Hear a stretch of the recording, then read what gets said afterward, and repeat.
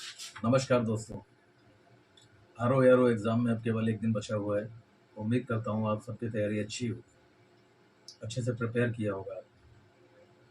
देखिए, अगर किसी का बहुत अच्छी तरह से प्रिपेयर नहीं भी है तो फिर डरने की बहुत ज़्यादा ज़रूरत नहीं है।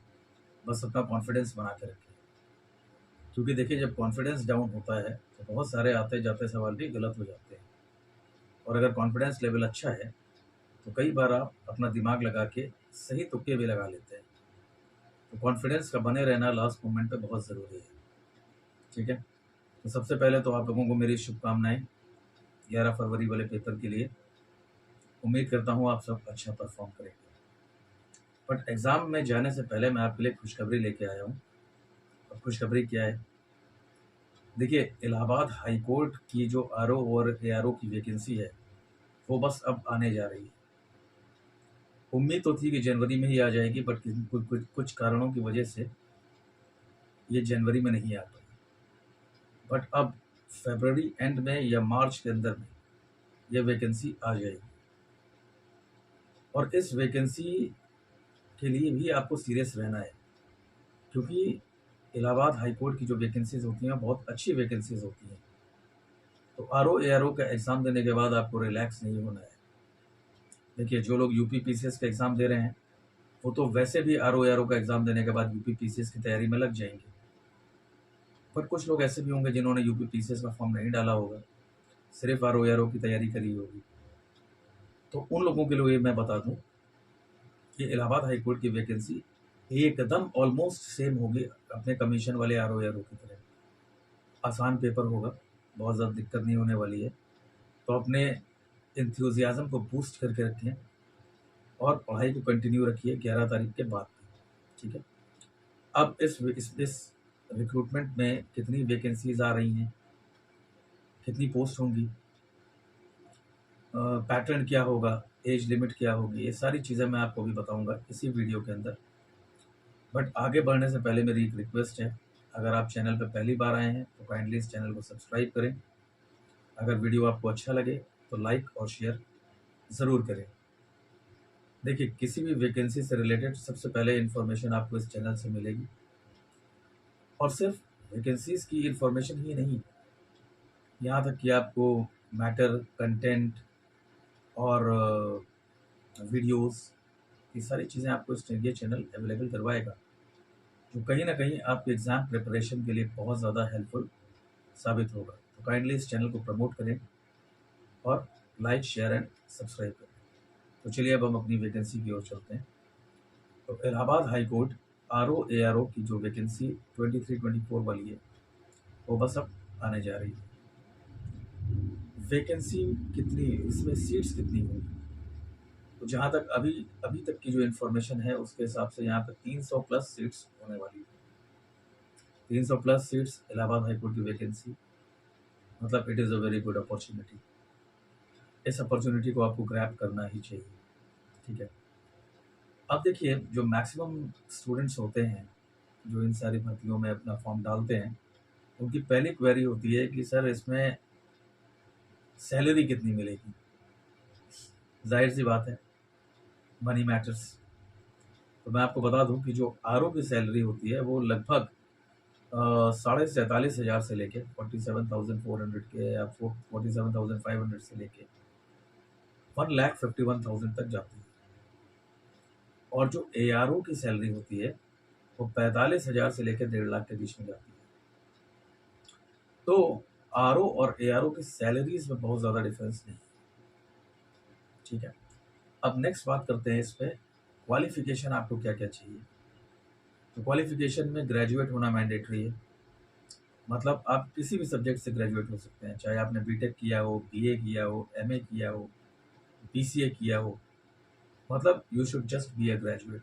अगर आपके पास ग्रेजुएशन की डिग्री है इनफ।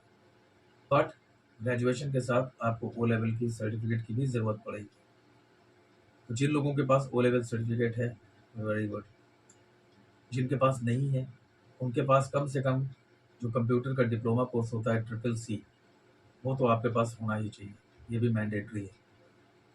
तो जिन लोगों के पास ओ लेवल या CCC है वो तो आर ओ ए आर ओ का एग्ज़ाम ख़त्म करें यूपी आयोग वाला और सीधे इसकी तैयारी में लग जाए। अगर पीसीएस दे रहे हैं तो पीसीएस पे फोकस करें, बट इसको साइड बाय साइड चलाते रहें। जो लोग सिर्फ आरओ की तैयारी किए हैं और जो इलाहाबाद हाई कोर्ट की वैकेंसीज में इंटरेस्टेड हैं और जिनके पास ट्रिपल सी या ओ लेवल सर्टिफिकेट नहीं है, वो आरओ का एग्ज़ाम 11 तारीख को ख़त्म करने के बाद इमीडिएटली ट्रिपल सी के फॉर्म के लिए अप्लाई करें, क्योंकि जब तक इस एग्ज़ाम की प्रक्रिया ख़त्म होगी तब तक ट्रिपल सी का सारा सर्टिफिकेट आपके पास आ जाएगा, तो आपको किसी भी तरह की कोई समस्या नहीं है। ठीक है, अब बात करते हैं इसमें एज की। तो जो परमिटेड एज है इस एग्ज़ाम के लिए वो 21 साल से 35 साल है।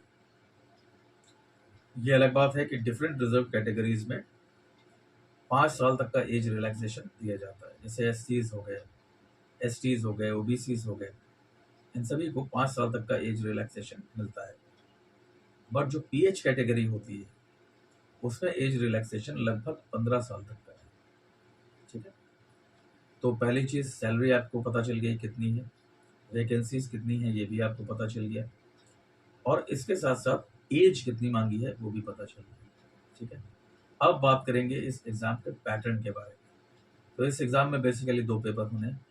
पहला पेपर जो होगा जीएस का होगा, 200 मार्क्स का होगा, 200 क्वेश्चन होंगे। ठीक है, मतलब एक क्वेश्चन 1 नंबर का होगा। अब इसके अंदर आएगा क्या क्या, इसमें आएगा इंग्लिश, हिंदी और जीएस। इसका जो डिफ़िकल्टी लेवल होता है वो बहुत टफ नहीं होता है, ईजी टू मॉडरेट होता है, आराम से इसे कर पाएंगे। ठीक है, इंग्लिश, हिंदी और जीएस। नोट करने वाली बात यह है कि यहाँ नेगेटिव मार्किंग नहीं है, यह आप लोगों के लिए गुड न्यूज़ है। ठीक है, जो सेकंड पेपर इस एग्ज़ाम में होगा वो होगा आपका टाइपिंग का पेपर। ये भी उसी दिन होगा जिस दिन आप जीएस का पेपर देंगे। टाइपिंग में बहुत ज़्यादा दिक्कत नहीं है, क्योंकि यहाँ जो टाइपिंग स्पीड मांगी गई है वो बहुत ज़्यादा नहीं है, ये केवल 25 वर्ड्स पर मिनट ही मांगी गई है। और इतना अगर आपको हल्की फुल्की टाइपिंग भी आती है, थोड़ा सा प्रैक्टिस कर लेंगे, उतनी टाइपिंग स्पीड आप बहुत आराम से निकाल पाएंगे। तो बताने का पर्पज़ ये है कि ये जो एग्ज़ाम है ये बहुत ही अच्छा एग्ज़ाम है, वैकेंसी बहुत अच्छी है, इसका पूरा का पूरा लाभ उठाएं।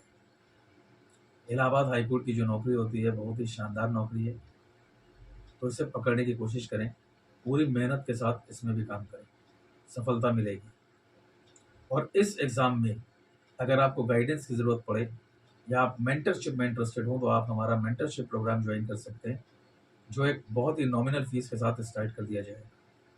तो आप लोग अपने जो भी डाउट्स, क्वेरीज या डाउट क्लियरिंग सेशन है वो हमारे साथ कर सकते हैं मेंटरशिप प्रोग्राम में। और इसके साथ साथ हम आपको मेंटरशिप प्रोग्राम में बताते भी रहेंगे साथ साथ कि आपको क्या पढ़ना है, आपको टारगेट्स देते रहेंगे, बताते रहेंगे सोर्सेज क्या है, क्वेश्चंस कौन कौन से हैं, वो सारी चीज़ें हम लोग यहाँ से आपको इनपुट देते रहेंगे। तो आप लोगों में से जो लोग भी इंटरेस्टेड हों, इस एग्ज़ाम को सीरियसली लेना चाह रहे हों, वो काइंडली हमारे मेंटरशिप प्रोग्राम को ज्वाइन करें और अपनी प्रिपरेशन को बूस्ट करें। ठीक है, तो all the best for the paper. 11 तारीख वाले एग्ज़ाम के लिए मेरी आप सभी को शुभकामनाएं हैं। अच्छे से परफॉर्म करिए, कॉन्फिडेंस में जाइए, and all the best. Thank you.